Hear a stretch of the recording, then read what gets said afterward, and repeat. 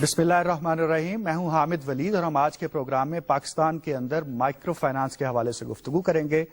اس میں شک نہیں ہے کہ پاکستان سمیت جو یہ ریجن ہے جس میں افغانستان ہو، بنگلہ دیش ہو، انڈیا ہو اور اس جیسے دیگر ممالک جو ہیں وہاں پر بہت سیریس ایفرٹ کی گئی ہے گورنمنٹ کی طرف سے کہ کس طرح سے انٹرونشنز ہوں اور عام لوگوں کی اور پاکستان کے اندر وہ لوگ جو خطے غربت سے نیچے ہیں ان کی حالت کو بہتر بنایا جائے. اس حوالے سے انتہائی خوش آئند بات یہ ہے کہ گورنمنٹ کے ساتھ ساتھ پرائیویٹ سیکٹر بھی بہت ایفیشینٹلی اس کے اوپر کام کر رہا ہے اور پچھلی 3 دہائیوں سے یعنی 1980 سے لے کر آج تک پاکستان کے اندر غربت کے خاتمے کے لیے چھوٹے سطح کے قرضوں کے ذریعے اس کو ختم کرنے کے لیے بہت سنجیدہ کوشش کی گئی ہے. ہم آج کے پروگرام میں دیکھیں گے کہ اس حوالے سے جو کوششیں ہوئی ہیں اس کے کیا نتائج نکلے ہیں اور آگے کیا کرنے کی ضرورت ہے. اور اس اہم موضوع پر آج ہمارے ساتھ اسٹوڈیو میں موجود ہیں محترمہ روشان ظفر صاحبہ. بہت ریناؤنڈ ہیں اس حوالے سے کہ انہوں نے پاکستان کے اندر جو مائکرو فائنانس ہے اس کے اوپر بہت کام کیا. اور آپ کے ساتھ موجود ہیں زینب سعید. آپ بھی مائکرو فائنانس کے شعبے سے ہی منسلک ہیں اور اس وقت ایک اہم ادارے میں کام کر رہی ہیں. آپ دونوں کا بہت شکریہ. آپ سے شروع کرتے ہیں روشان کہ اس وقت جو لوگ مائکرو فائنانس سے چھوٹے قرضوں سے پاکستان کے اندر فائدہ اٹھا رہے ہیں ان کی تعداد کیا ہے؟ دیکھیں جی، یہ جیسے آپ نے بھی فرمایا کہ غربت کی لکیر اور اس سے ذرا سا نیچے جو خاندان یا جو گھرانے آتے ہیں ان کو ہم ٹارگٹ کرتے ہیں. اور اس وقت غربت کی شرح آپ کو پتہ ہے اس پہ بہت زیادہ زیر بحث ہے کہ وہ ہے کیا. بٹ اگر آپ 30% بھی اس کو ایسٹیمیٹ کریں تو اس وقت ہماری آبادی کے 30% لوگ جو ہیں ان کو مائکرو فائنانس کی ضرورت ہے. یہ تقریباً 40 ملین کے قریب جو ہیں گھر آتے ہیں جب ہم ان کا کیلکولیشن کرتے ہیں. ہم اب تک کتنے گھرانوں تک پہنچنے میں کامیاب ہوئے ہیں؟ جی، اس وقت ہم 22 لاکھ گھرانوں تک پہنچے ہیں. اس وقت اگر آپ ایسٹیمیٹ کریں تمام تر مائکرو فائنانس کا جو سیکٹر ہے، شعبہ ہے، جتنے بھی ادارے کیا ہے اسکیل ہمارے مائکرو فائنانس کے شعبے کا؟ کتنے لوگ 10% سے بھی کم ہے. اگر رسائی کی بات کرتے ہیں پبلک سیکٹر اور پرائیویٹ سیکٹر کا کس طرح سے اس میں ڈویژن کی جا سکتی ہے؟ زیادہ تر تو جی یہ پرائیویٹ سیکٹر میں ہی ہوں گے کیونکہ کچھ گورنمنٹ کے پروگرام شروع ہوئے جس طرح خوشحالی بینک جب شروع ہوا تو گورنمنٹ سے بیک تھا. اب وہ پرائیویٹ سیکٹر کی اونرشپ کے ساتھ ساتھ چل رہا ہے.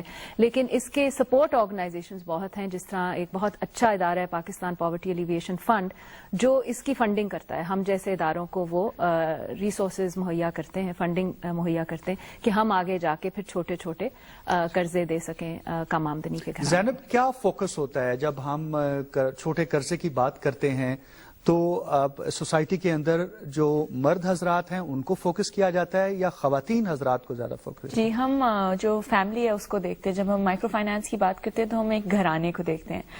اس میں ہمارا فوکس مینلی خواتین پہ ہوتا ہے. لیکن آپ کو پتا ہے کہ جو سوسائٹی میں ہم رہتے ہیں وہاں پہ خواتین گھرانہ کیوں؟ گھرانہ اس لیے کیونکہ وہ پورا افیکٹ ہوا ہے غربت سے اور اس پورے کو ہم نے غربت سے اوپر لے کے آنا ہے. تو ہم یہ نہیں کر سکتے کہ ہم صرف ایک سیکٹر یا ایک جنس کے اوپر فوکس کر کے صرف ان کو آگے لے کے آئیں. جو ہمارا فوکس ہوتا ہے وہ پورے گھرانے پہ ہوتا ہے. اس میں ہم عورتوں کے ساتھ کام کرتے ہیں کیونکہ ہم جب ریسرچ دیکھتے ہیں، ہم جب ایکسپیرینس دیکھتے ہیں لیٹن امریکہ کا، ساؤتھ ایشیا کا، اسپیشلی بنگلہ دیش کا، تو ہم یہ دیکھتے ہیں کہ جب ہم خواتین کو قرضہ دیتے ہیں تو وہ اس کو زیادہ رسپانسبلی استعمال کرتی ہیں، وہ زیادہ رسپانسبلی پے بیک کرتی ہیں اور جو وہ پروفٹ بناتی ہیں، جو وہ پیسہ کماتی ہیں، اس کو وہ زیادہ رسپانسبلی خرچ کرتی ہیں.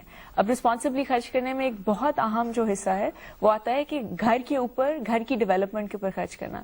تو ہماری جو باجیاں ہیں جنہیں ہم باجیاں کہتے ہیں، جنہیں ہم قرضے دیتے ہیں، ہمارے جو کلائنٹس ہوتے ہیں وہ زیادہ تر جو پیسہ ہے جو وہ کماتے ہیں وہ اپنے گھر پہ لگاتے ہیں. چھت ڈال دی، فرش پکا کر دیا، ایسٹس خرید لیے چھوٹے چھوٹے جیسے کہ برتن، اور اپنے بچوں کی ایجوکیشن کے اوپر وہ پیسے خرچ کرتے ہیں. سو اس لیے ہم فوکس خواتین پہ کرتے ہیں. لیکن اگر ہم تھوڑا سا اس کو براڈلی دیکھیں تو پورا کا پورا گھرانہ جو ہے اس کو ہم اپ لفٹ کرنا چاہتے ہیں پاورٹی کے اندر سے. تو روشانی، یہ جو قرضہ دیا جاتا ہے اس کا کرائٹیریا کیا ہوتا ہے اور جو ہاؤ ڈز اے ویمن، ایک خاتون کوالیفائی کیسے کرتی ہے کہ کیا پری کنڈیشنز ہیں جو لگائی جاتی ہیں کہ آپ تبھی ایلیجبل ہیں قرضے کے لیے؟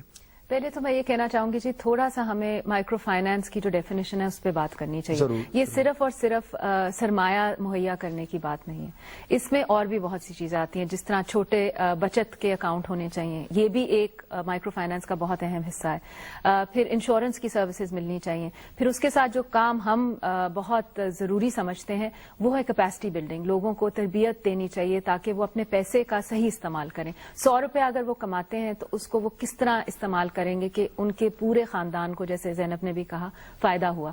तो फाइनेंशियल एजुकेशन जो है ना जी, मालियाती तरबियती प्रोग्राम रन करना, ये भी एक माइक्रो फाइनेंस का हिस्सा है। तो अगर हम कर्जों की अब बात करें, जो कि एक इस पूरे इंटरवेंशन का एक एस्पेक्ट है, एक पहलू है, तो उसमें पहला क्राइटेरिया तो ये होता है कि ये आप कारोबार में ही पैसा जो है इन्वेस्ट करें, क्योंकि ये बहुत जरूरी हो जाता है। सबसे पहली कड़ी अगर आपने गुर्बत का खात्मा करना है वो है आमदनी का जो है इम्पैक्ट आना, कि जो आमदनी है बढ़े, और वो तभी बढ़ेगी जबकि वो सरमाया जो आया है वो एक एंटरप्राइज या प्रोडक्टिव एंटरप्राइज पे लगे। तो पहला क्राइटेरिया तो ये होता है कि या कारोबारी जहन होना चाहिए, एक माइंडसेट होना चाहिए, या उसके साथ साथ एक रनिंग बिजनेस होनी चाहिए। तो माइक्रो फाइनेंस, जब हमने पहले भी बात की थी कि किस किस्म के गरीब घरानों को टारगेट करता है, इनको हम कहते हैं वर्किंग पुअर, जिनके पास ऑलरेडी कोई काम काज है, वो कुछ ना कुछ कर रहे हैं, सेल्फ एम्प्लॉयड की जरूरत है जी, उनको बिजनेस एनहांसमेंट सपोर्ट की जरूरत है। अगर तो हम उनके साथ काम करें जिनका पहला पर्पस, जो मकसद है कि उनके घर में खाना आए, या वो पैसा लें और खाने की अशिया लेकर आए, क्योंकि वो इस वक्त गुर्बत की लकीर के बहुत नीचे हैं, जिसको आप कहेंगे बॉटम ऑफ द पुअर की बात आती है। तो उनके साथ तरबियत ही प्रोग्राम हो सकते हैं, लेकिन उनको सरमाया देना जो है ना, ये फिर गैर जिम्मेदाराना हरकत होगी। तो ये जो तरबियती प्रोग्राम है ज़ैनब, उसका क्या मतलब है कि कोई वर्कशॉप्स होती हैं जो बाजियां आपने कहा है कि जिनको कर्जे दिए जाते हैं या जिन तक पहुंचा जाता है उनके अंदर कारोबारी सलाहियत पैदा करने के लिए और इस तरह सोचने के लिए कि किस तरह से वो अर्निंग्स बना सकती हैं, तो आप वो कैपेसिटी कैसे बिल्ड करती हैं उनमें? जी, इसमें टीएड प्रोग्राम होता है, इसमें मुख्तलिफ पहलू होते हैं। एक तो हमारा होता है जी फाइनेंशियल एजुकेशन या फाइनेंशियल लिटरेसी का प्रोग्राम, जो उनको सिखाता है कि कैसे उन्होंने अपने कर्जे का इस्तेमाल करना है या पैसे का कैसे इस्तेमाल करना है, बजटिंग क्या होती है, सेविंग क्या होती है, अगर उनको मालूम है उनके बच्चों की शादी है तो उसके लिए कैसे सेव करना है, किस तरह से अपने सारे जो आमदनी है और जो अखराजात हैं उनको मैनेज करना है। सो ये हमारी फाइनेंशियल एजुकेशन के जुमरे में आती है। सो हमारी सबसे ज्यादा कोशिश ये होती है कि हम क्लाइंट के घर पर या क्लाइंट की कम्युनिटी के अंदर ये ट्रेनिंग करें। सो वो ट्रेनिंग के ऊपर भी डिपेंड करता है। कुछ ट्रेनिंग्स होती हैं जो 1-on-1 हो सकती हैं, जिसके अंदर एक इंफॉर्मेशन प्रोविजन का सेशन होता है, तो वो 1-on-1 हो सकती है, तो वो हम क्लाइंट के घर पे करते हैं। लेकिन जहां पर हमें शेयर्ड लर्निंग्स करनी होती हैं, सो फॉर एग्जाम्पल अगर हमने ये देखना है कि क्या चीज जरूरी अखराजात में शामिल होती है, क्या चीज गैर जरूरी अखराजात में, उसमें हम उनको बता नहीं सकते। हम चाहते हैं कि वो खुद सेल्फ एक्चुअलाइजेशन या प्रैक्टिस से उनको मालूम पड़े कि क्या चीज है जो जरूरी है, गैर जरूरी है, उसको हम ग्रुप में करते हैं। और वो फिर हम ये कहते हैं कि कम्युनिटी के अंदर एक क्लाइंट से पूछ के उनके घर के अंदर सबको बुला लेते हैं, या अगर कम्युनिटी में कोई इस तरह की जगह हो जहां पर हम ये ट्रेनिंग कर सकते हैं तो वहां करते हैं। लेकिन हमारी सबसे ज्यादा कोशिश ये होती है कि हम जितना करीब क्लाइंट के हों उतना हो सके, ताकि उनकी रसाई जो है वो रिस्ट्रिक्ट ना हो। रोशाने, कौन सा ऐसा प्रोविंस है, कौन सा ऐसा रीजन है, ऐसा एरिया है जहां पर ज्यादा जरूरत है और उस हद तक जो आउटरीच ऐसे इदारों की हो चुकी है? तो आपसे हमें जरा पाकिस्तान के तनाजुर में बताइए। ये बिल्कुल उसी तरह जैसे हमारी पॉपुलेशन डिस्ट्रीब्यूटेड है इन सम वेज। सबसे कम रसाई जो है वो बलूचिस्तान में, लेकिन सबसे ज्यादा गुर्बत वहां पर है। 1 to 2%, 1 से 2% रसाई है बलूचिस्तान में। इसी तरह अगर केपी के चले तो वहां पर भी यही हालात हैं, 1 से 2%, 3 से 4% वहां पर रसाई है, सारे माइक्रो फाइनेंस इदारे को मिला लें। फिर सबसे ज्यादा रसाई जो है तकरीबन 65% जो रसाई है 2.2 मिलियन में से वो पंजाब में है, और फिर बाकी जो रह जाती है वो सिंध में। और सिंध में भी नॉर्थ सिंध में कम है, जो जनूबी सिंध है उसमें ज्यादा है। और इसमें भी एक क्वेश्चन आता है, सवाल उठता है कि ये ऐसा क्यों है। دیکھیں جی، کوئی بھی مالی ادارے کا کامیابی جو ہے نا وہ ماحول پر بھی ہے، انوائرمنٹ پہ بھی ہے. جہاں پر رسک زیادہ ہے، فائنینشیل ایکسس کا کیا مطلب ہے کہ آپ ایک رسک لے رہے ہیں. رسک کیا لے رہے ہیں کہ آج آپ نے کسی کو سرمایہ دیا ہے اور اس نے آپ کو کل واپس کرنا ہے. اس پیریڈ میں بہت کچھ صحیح بھی ہو سکتا ہے اور بہت کچھ خراب بھی ہو سکتا ہے. تو جن علاقوں میں سیکیورٹی کی رسک زیادہ ہے نا، وہاں پر مائکرو فائنانس کرنا بہت مشکل ہو جاتا ہے. زینب، لٹریسی ریٹ جو ہے وہ کتنا بڑا امپیڈمنٹ ہے، رکاوٹ کتنی بڑی ہے؟ فائنینشیل ٹیچنگ آپ نے جیسے کہا کہ ایجوکیشن ہے، اس کے لیے وہ انڈرسٹینڈنگ ایک ضروری ہوتی ہے. تو خواتین تو خاص طور پر تعلیم کے حوالے سے ابھی اس طرح سے نہیں ہیں، تو یہ کتنا بڑا رکاوٹ بن جاتی ہے؟ جی، یہ رکاوٹ بن سکتی ہے، لیکن فارچونیٹلی یہ رکاوٹ نہیں بنی ہے. اس لیے کیونکہ جو مائکرو فائنانس پروگرامز ہیں پاکستان میں بھی اور پوری دنیا میں، انہوں نے جو کیا ہے وہ یہ ہے کہ جو ان کی فائنینشیل پروڈکٹس ہوتی ہیں اور جو ان کی سروسز ہوتی ہیں، ان کو وہ اس کلائنٹ کو مد نظر رکھ کے بناتے ہیں. ایسے نہیں ہوتا کہ لیٹن امریکہ میں پروڈکٹ تھی تو ہم نے یہاں جو اس کو شروع کر دیا، یہاں کی پروڈکٹ یہیں پہ چلے گی. تو اس میں جب وہ پروڈکٹ بناتے ہیں تو وہ دیکھتے ہیں اور ان کو بالکل اس چیز کی فہم ہوتا ہے کہ جو کلائنٹ ہے وہ ان پڑھ ہے یا پڑھا لکھا نہیں ہے، اس حساب سے پروڈکٹ بنتی ہے. اس طرح سے جو ہے مائکرو فائنانس میں اتنا بڑا امپیڈمنٹ نہیں ہوتا. لیکن جب ہم آگے دیکھتے ہیں، اب ہم ٹیکنالوجی کی بات کرتے ہیں، ہم دیکھتے ہیں کہ ہم ٹیکنالوجی کو استعمال کر سکتے ہیں، اس سے کاسٹ آف آپریشنز بھی کم ہو سکتی ہے، اس سے رسائی بھی بڑھ سکتی ہے. وہاں پر یہ ایک امپیڈمنٹ آتا ہے کہ جہاں پر ہماری کلائنٹ جو ہے وہ اپنے کمپیوٹر کو یا موبائل کو جو ہے وہ صرف فون کے لیے استعمال کر سکتی ہے، ٹرانزیکشن کے لیے نہیں استعمال کر سکتی، تو وہاں پہ یہ رکاوٹ آتی ہے. لیکن یہ مائکرو فائنانس اداروں کی بہت خاص بات ہے کہ وہ ایک بہت لوکلائز پروگرام ہوتا ہے. ان کی جو پروڈکٹس ہوتی ہیں اور سروسز ہوتی ہیں وہ ان خواتین کو اور ان کی جو حالات ہیں ان کو مد نظر رکھ کے بنائی جاتی ہیں. اس لیے یہ اتنا بڑا پرابلم نہیں ہوا. لیکن جب ہم آگے دیکھتے ہیں تو ہمیں لگتا ہے کہ یہ ایک پرابلم ہوگا، اور اس کو آپ پراپرلی اس کو ٹیکل کرنے کے لیے کچھ ڈیفینیٹلی کام کر رہے ہوں گے. روشانے، آپ نے فرمایا کہ 22 لاکھ خاندان ہیں جہاں تک ابھی یہ پروگرام چھوٹے قرضوں کا اور اس کے علاوہ انٹرپرینورشپ، ان میں کیپیسٹی بلڈنگ کے لیے، بچت کے رجحانات کو اضافہ دینے کے لیے آپ پہنچ چکے ہیں. میں آپ سے جاننا چاہوں گا کہ اس ساری ایکسرسائز کا نتیجہ کیا نکلا ہے؟ کوئی ایسی گلیئرنگ ایگزامپل آپ دے سکتی ہیں کہ دیکھیے ان میں سے یہ خاندان ایسے ہیں جو پہلے اس لیول پر تھے، آج یہاں آ گئے ہیں صرف اس پروگرام کو اڈاپٹ کرنے سے؟ اس طرح کی تو جی لاکھوں کہانیاں، اور میں اگر بیٹھنا آپ کو بتانا شروع کروں تو ہم ساری شام بیٹھے رہیں گے یہاں پر. لیکن اگر دیکھا جائے تو اس میں آپ کو 3-4 قسم کے اگزامپلز یا کیٹیگریز نظر آتی ہیں. ایک ایسے خاندان ہوتے ہیں جو چھوٹا کاروبار شروع کرتے ہیں اور پھر اس کو اضافی طور پر آگے لے کے جاتے ہیں. جیسے ایک ہماری بہت ہی کہہ لیں کامیاب انٹرپرینور ہیں، خاتون ہیں. انہوں نے بزنس شروع کیا تھا پہلے ایک چھوٹی سطح کے بیوٹی سیلون پہ. زیادہ تر یہ ابھی لاہور سے ہیں جو میں اگزامپل آپ کو دے رہی ہوں. اور انہوں نے پہلے ایک چھوٹا سا گھر میں ایک شیشہ لگا کے اور ایک کرسی لگا کر اپنا کام شروع کیا اپنے گھر میں ہی. اب ان کے پاس 3 بیوٹی پارلرز ہیں اور انہوں نے اپنا کام یہاں نہیں روکا. انہوں نے دیکھا کہ میرے بیوٹی پارلر کے ساتھ ساتھ میں اور کیا اضافی بزنس کر سکتی ہوں جو مجھے آمدنی بھی لا کے دے گی لیکن میرے مین بزنس سے ہٹ کے نہیں ہوگا. تو ان کے علاقے میں بہت سے جو کرسچن کمیونٹیز رہتی ہیں اور جو شادی بیاہ کی رسمیں ہوتی ہیں اس میں وہ اپنا خاص ایک ڈریس پہنتے ہیں. تو انہوں نے دیکھا کہ میرے پاس برائڈز تو آ رہی ہیں شادی بیاہ کے وقت پر، جو دلہنیں ہیں وہ آتی ہیں تیار ہونے کے لیے، لیکن ان کو کپڑوں کی بھی ضرورت ہے اور وہ کپڑے ایسے خاص ہوتے ہیں کہ وہ بنواتے نہیں ہیں، وہ رینٹ کرتے ہیں. تو انہوں نے ساتھ ساتھ ڈریس رینٹل بزنس بھی شروع کر دی.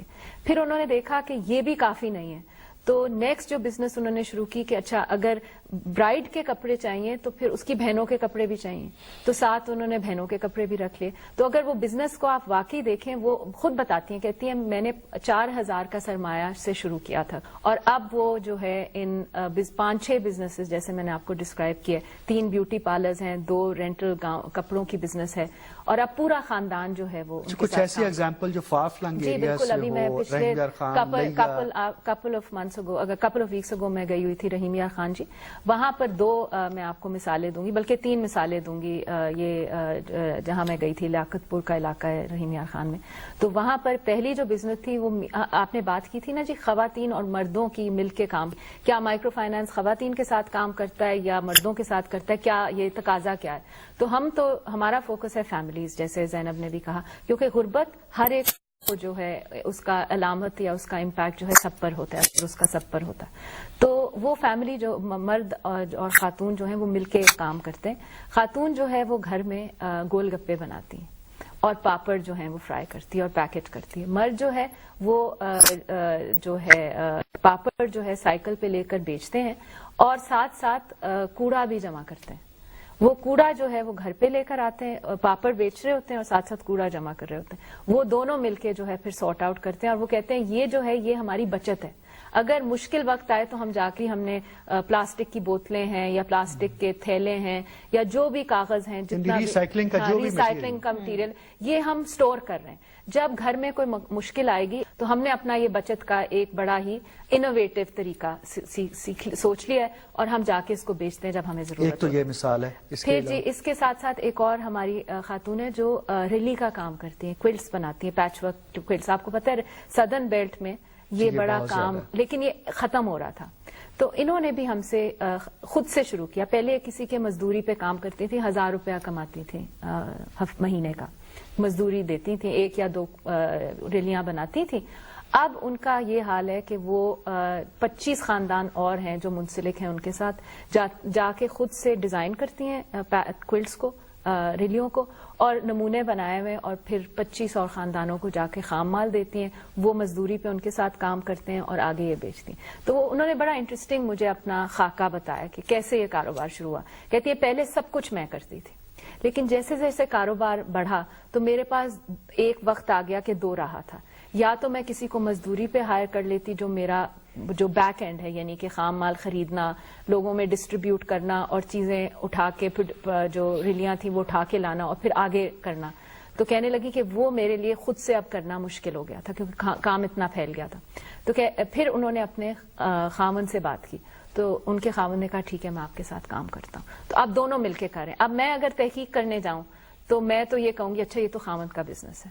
اب کوشچن یہ ہے کہ جب ہم تحقیق بھی کرتے ہیں تو ہمارا نظریہ جو ہے وہ ہمیشہ یہ ہوتا ہے گھر کا سربراہ کون ہے. ہم عموماً یہ سوال جا کے پوچھتے ہیں اور جب ہم یہ پوچھتے ہیں تو پھر ہمارا پورا ریزننگ جو ہے نا وہ فرق ہو جاتا ہے. ہم اس کو ایک اور زاویے سے دیکھتے ہیں. تو یہ بھی ہمیں دیکھنے کی ضرورت ہے کہ اس قسم کے طبقے میں سب مل کے کام کرتے ہیں کیونکہ وسائل کی کمی ہے. زینب ایک بہت امپورٹنٹ اس میں جو پہلو یہ بنتا ہے کہ جہاں پر کیپیسٹی بلڈنگ جس کی طرف ابھی روشانے نے اشارہ کیا کہ کس طرح سے خواتین کو ٹریننگ کے بعد ان کے اندر ایک مائنڈ سیٹ چینج ہوا.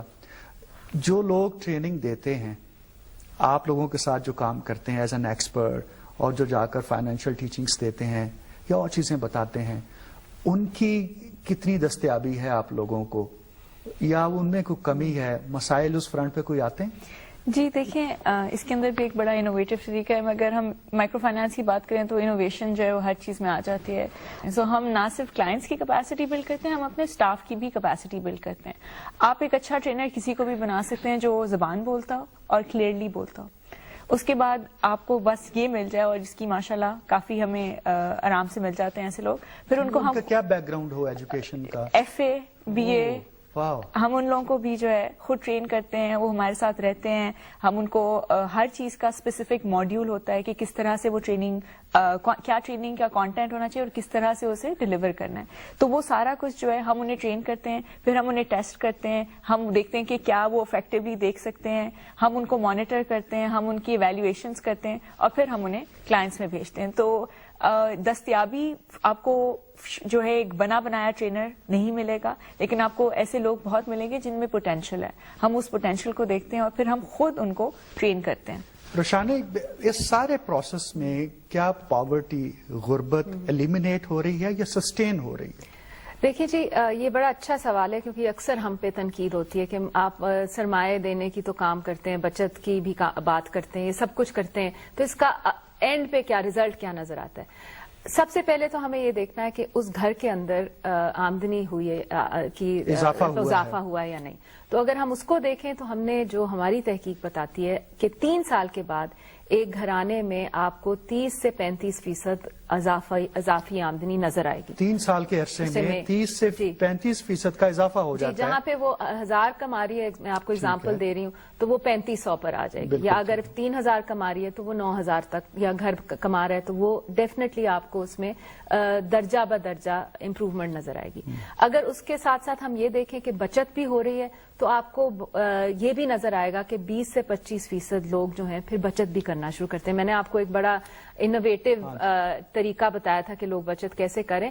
کئی لوگ ہیں جو کہ اب اکاؤنٹس بھی کھول رہے ہیں جا کے بینکس میں.